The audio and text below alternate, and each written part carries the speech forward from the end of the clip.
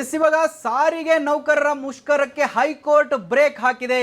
ಮುಷ್ಕರ ಮಾಡಬೇಡಿ ಅಂತ ಹೇಳಿ ಸಾರಿಗೆ ನೌಕರರಿಗೆ ಹೈಕೋರ್ಟ್ ಇವಾಗ ಆದೇಶವನ್ನ ಹೊರಹಾಕಿದೆ. ಹೈಕೋರ್ಟ್ ಆದೇಶ ಬಂದಿದೆ. ಇವಾಗ ಸರ್ಕಾರ ಸಾರಿಗೆ ಸಂಘಟನೆಗಳೇನಿದಾವೆ ಅವಕ್ಕೆ ಇವಾಗ ಹೈಕೋರ್ಟ್ ನೋಟಿಸ್ ಕೊಟ್ಟಿದೆ. ಸಾರಿಗೆ ಸಚಿವರೊಂದಿಗೆ ಸಭೆ ನಡೆಸಲು ಹೈಕೋರ್ಟ್ ಸೂಚನೆಯನ್ನ ನೀಡಿರ್ತಕ್ಕಂಥದ್ದು. ಮುಷ್ಕರ ನಡೆಸದಂತೆ ಸಾರಿಗೆ ಸಂಘಟನೆಗಳಿಗೆ ಹೈಕೋರ್ಟ್ ಬ್ರೇಕ್ ಹಾಕಿದೆ.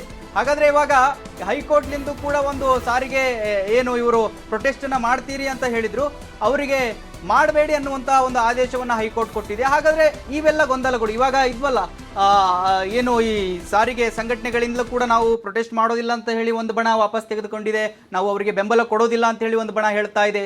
ಇವಾಗ ಹೈಕೋರ್ಟ್ ಇಲ್ಲೂ ಕೂಡ ಆದೇಶ ಹೊರಬಿದ್ದಿದೆ, ಪ್ರೊಟೆಸ್ಟ್ ಮಾಡಬೇಡಿ, ಜನಸಾಮಾನ್ಯರಿಗೆ ನೀವು ತೊಂದರೆ ಕೊಡಬೇಡಿ. ಇವಾಗ ಬಡವರಿಗೆ ಮತ್ತು ಮಧ್ಯಮ ವರ್ಗದವರಿಗೆ ಅವರಿಗೆ ಸಂಪರ್ಕ ಸೇತುವೆ ಆಗಿರ್ತಕ್ಕಂಥ ಬಸ್ಗಳನ್ನು ನೀವು ಓಡಾಡಿಸೋದಿಲ್ಲ ರೋಡಲ್ಲಿ, ಅಥವಾ ಅವರಿಗೆ ಸೇವೆ ಕೊಡೋದಿಲ್ಲ ಅಂತ ಹೇಳಿದ್ರೆ ಅವರ ದಿನನಿತ್ಯ ಹೋಗುವಂತಹ ಸ್ಥಳಗಳಿಗೆ ಅವರಿಗೆ ತೊಂದರೆ ಆಗುತ್ತೆ, ಅವರ ಕೆಲಸಗಳಿಗೆ ತೊಂದರೆ ಆಗುತ್ತೆ.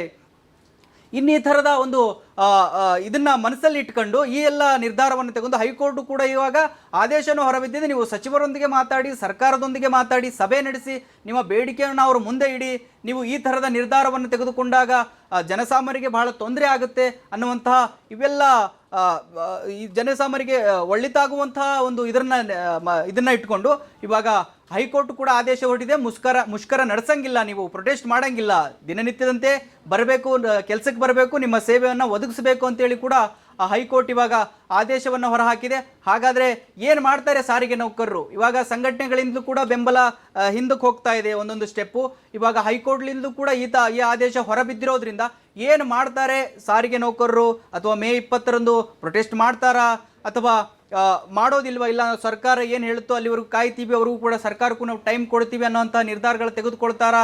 ನೋಡ್ಬೇಕು ಏನು ಮಾಡುತ್ತೆ ಅಂತ ಹೇಳಿ.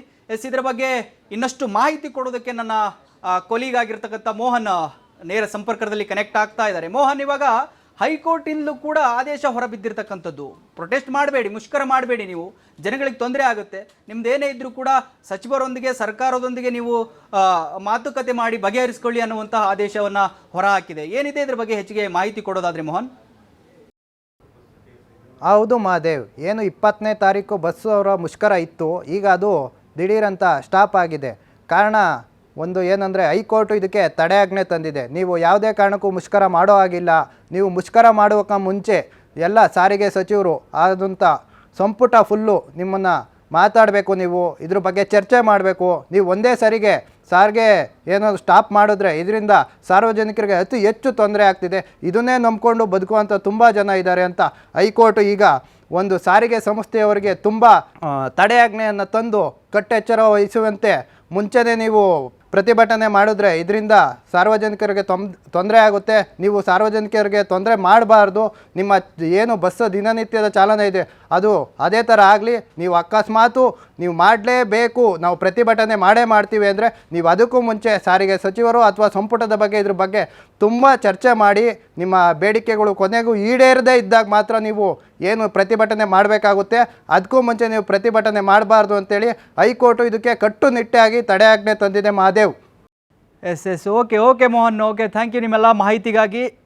ವೀಕ್ಷಕರೇ, ಇವಾಗ ಸಂಘಟನೆಗಳು ಕೂಡ ಹಿಂದೆ ಸರಿತಾ ಇದ್ದಾವೆ. ಹೈಕೋರ್ಟ್ಲಿಂದಲೂ ಕೂಡ ಮುಷ್ಕರ ಮಾಡಬೇಡಿ ಅನ್ನುವಂತಹ ಆದೇಶವನ್ನು ಹೊರಹಾಕಿದ್ದಾರೆ.